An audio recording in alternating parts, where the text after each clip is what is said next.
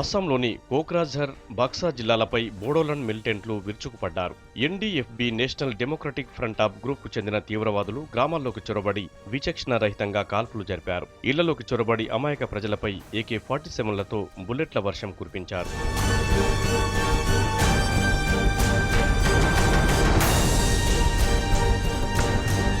ముందుగా బక్సా జిల్లాలో గురువారం అర్ధరాత్రి మారణహోమం సృష్టించారు తీవ్రవాదులు. అర్ధరాత్రి గ్రామాల్లోకి చొరబడి కనిపించిన వారినల్లా కాల్చి పారేశారు. ఇళ్లల్లో చొరబడి మహిళలు, చిన్నారులను కాల్చి చంపారు. జిల్లాలోని నాంఖ్యక్, హద్రాబరి, నయాంగురి గ్రామాల్లో 12 మంది మృతదేహాలను స్వాధీనం చేసుకున్నట్లు పోలీసులు తెలిపారు.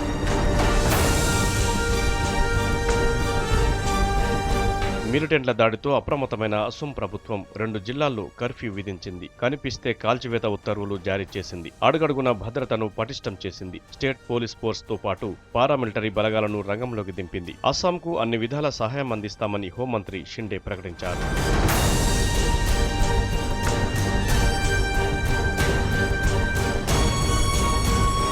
గత ఏడాది బోడోలకు, బంగ్లాదేశీ వలసదారు ముస్లింలకు మధ్య పెద్ద ఎత్తున ఘర్షణలు జరిగాయి. ఈ ఘర్షణలో దాదాపు 1,00,000 మంది జనం నిరాశ్రయులయ్యారు. ఇప్పటికీ చాలా మంది ఆ ప్రభావం నుంచి బయటపడలేకపోతున్నారు. ఈసారి అలాంటి పరిస్థితులు తలెత్తకుండా అస్సాం ప్రభుత్వం అన్ని చర్యలు తీసుకుంటోంది.